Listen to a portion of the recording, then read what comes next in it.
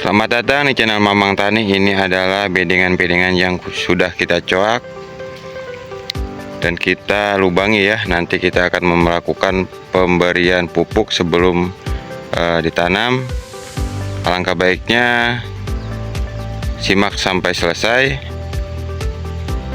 tonton sampai habis supaya tidak gagal paham. Nanti kita tanamin cabai lagi. Kembali lagi dengan channel Mamang Tani. Kali ini Mamang Tani sudah ada di bedengan yang kosong ya. Kali ini Mamang Tani akan melakukan pencoakan. Bagaimana tutorialnya pencoakan supaya untuk tanaman utamanya nanti ke depan Mamang Tani akan menanam cabai rawit kembali ya. Nanti Mamang Tani akan lakukan bagaimana prosesnya ya pencoakan ini untuk pemberian pupuk dasar ya, supaya tanahnya atau unsur hara nanti sudah disiapkan ya di tanah supaya pertumbuhan tanamannya semakin cepat ya. Sebelum kita lanjut, alangkah baiknya budayakan like, subscribe, serta nyalakan tombol loncengnya supaya mendapatkan notifikasi terbaru dari channel Mamang Tani. Kali ini Mamang Tani tidak pergi ke tanaman cabai ya, atau perkebunan cabai yang usianya kurang lebih kemarin habis pengocoran di 42 hari. Kali ini Mamang Tani akan melakukan proses pencoakan ya. Ini baru satu ya, dan di sana masih ada ya. Ini kita tanam untuk tanaman cabai varietas Taruna yang Mamang Tani sudah siapkan ya. Seperti ini ya, untuk bedengan-bedengannya ya, sudah Mamang Tani coak ya. Nanti boleh disimak, boleh ditiru juga ya jika berkenan ya, seperti ini. Sebelumnya Mamang Tani sudah melakukan pencoakan ya. Bagaimana sih pencoakan kali ini? Kali ini Mamang Tani melakukan pencoakan di satu bedengan seperti biasa, melakukan dua pencoakan ya. Bagaimana sih ukurannya atau ukuran untuk lubang tanamnya ya? Mamang Tani kali ini dalam satu bedengan ya, kurang lebih di 1 meteran ya, seperti ini, menggunakan ya untuk langsung pemberian ukurannya ya, ajirnya seperti ini, untuk supaya lebih enak ya, praktis ya. Ini berkisar di 35 sentian ya, sudah Mamang Tani berikan karena memang sudah satu petak full ya, atau 10 bedengan. Ini kita pasang seperti ini ya, kita pasang seperti ini. Jadi antara jarak setelah pencoakan cangkul seperti ini ya, seperti ini pencoakan cangkul, terus kita berikan ajir di ukuran kurang lebih 35 sentian. Untuk pengukurannya jangan di ujung seperti ini ya, bisa kita cek. Untuk pengukurannya biasanya Mamang Tani lakukan bukan dari sini ya, nanti penanaman cabainya kan di sini ya, entah itu satu atau dua, kita lihat ke depannya. Untuk pencoakannya kali ini Mamang Tani menggunakan 35 sentian ya untuk ukuran ajirnya ya. Pasangnya bukan di ujung seperti ini ya, ke sana, karena ke sana ya, cangkulnya kita lakukan di dasar paling awal ya, seperti ini coakannya. Nah, baru kita pasang seperti ini ya. Jadi kalau mau penanaman ini jaraknya seperti ini ya. Satu jengkal ini kurang lebih di 33, kisaran 30 sentian ya.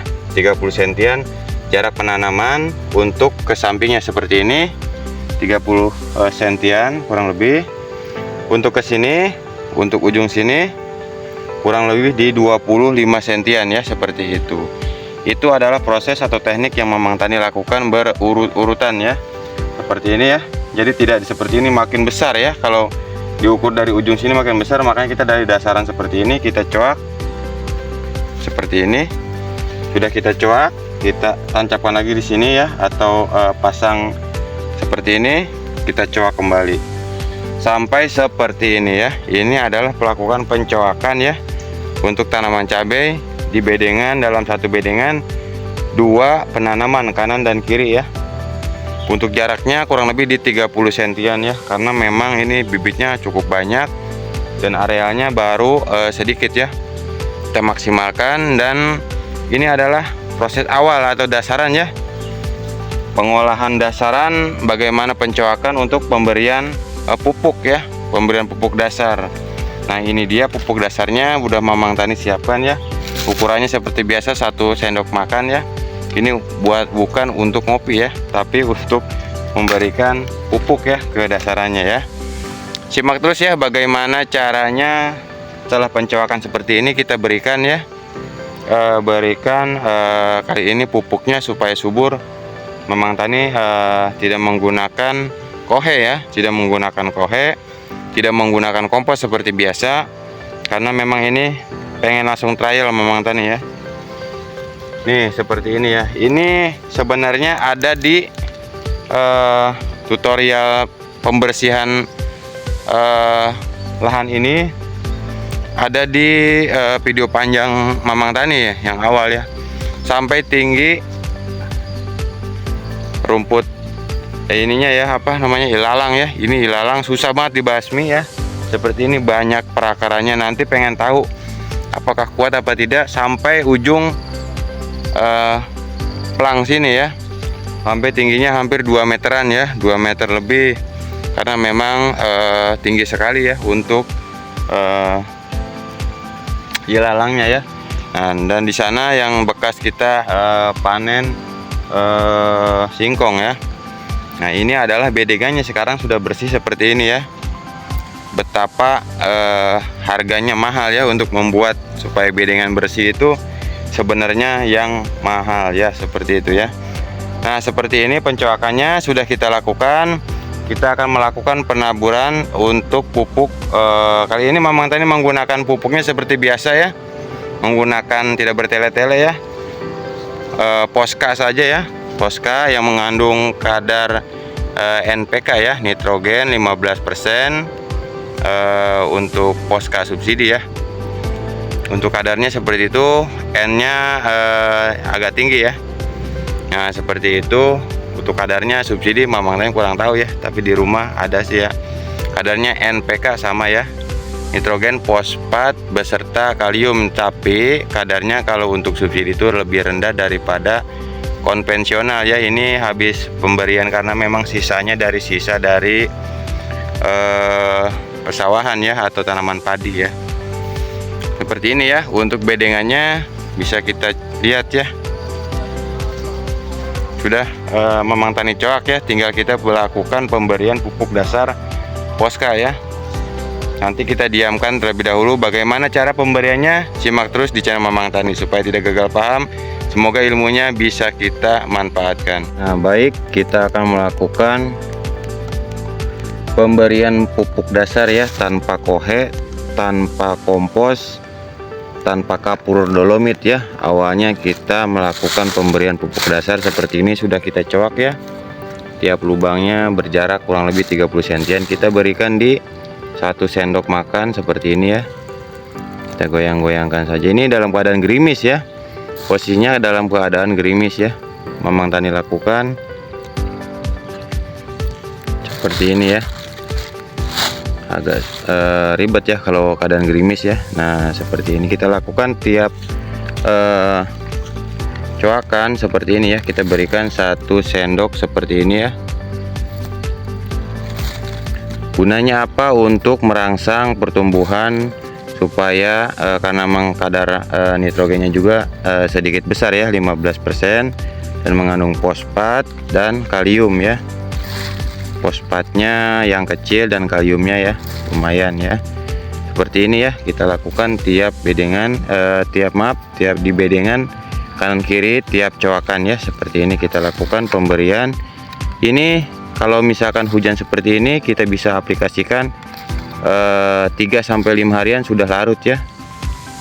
Nanti setelah ini tanpa melakukan pemberian kohe dan kompos, Mamang Tani bisa melakukan pemberian pupuk sebelum tanamnya ya, atau pupuk organik sebelum tanam. Nah ini fungsinya nanti Mamang Tani akan tutorialkan kembali ya, bagaimana pemberian pupuk organik dan pembenah tanah beserta dekomposer M21 atau IM4 ya, seperti ini ya. Ini kalau 3 hari disiram hujan seperti ini, biasanya langsung larut ya untuk poskanya ya. Dan tanaman tidak terkena layu. Biasanya kalau langsung baru-baru itu tanaman bakal terkena layu ya, seperti itu ya, karena memang mengandung nitrogen ya, langsung terkena tanaman bakal layu. Nah, ini adalah prosesnya ya, bagaimana kita melakukan pemberian pupuk dasar Posca di awal tanam ya, pratanam ya, di kurang lebih 3 nanti sampai 5 harian nih. Nanti Mamang Tani bakal cek untuk kelarutannya ya di coakan ini ya, karena memang gerimis terus nih.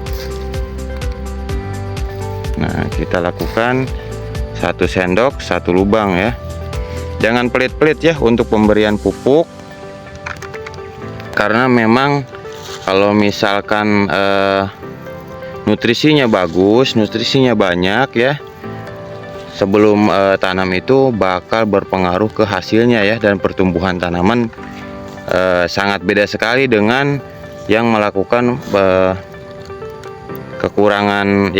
kekurangan nutrisi ya. Tanaman pun bakal lambat untuk tumbuhnya ya, maupun hasilnya pun bakal sedikit beda ya. Seperti ini ya, kita lakukan tiap lubang tanaman.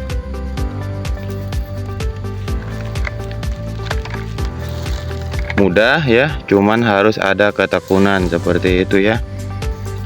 Nah, terbukti di tanah yang kemarin Mamang Tani garap itu tanpa menggunakan kohe, kompos pupuk dasar ya, tanpa kalsium maksudnya, itu hasilnya bagus ya. Sekarang tanpa terkena layu fusarium ya.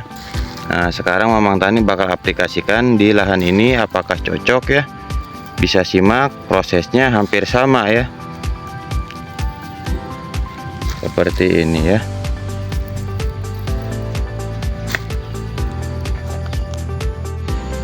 Cukup sekian dulu deh channel Mamang Tani ya, untuk tutorial bagaimana pratanam ya, pemberian pupuk, pencoakan, serta pengaplikasian di bedengannya sudah Mamang Tani berikan ya.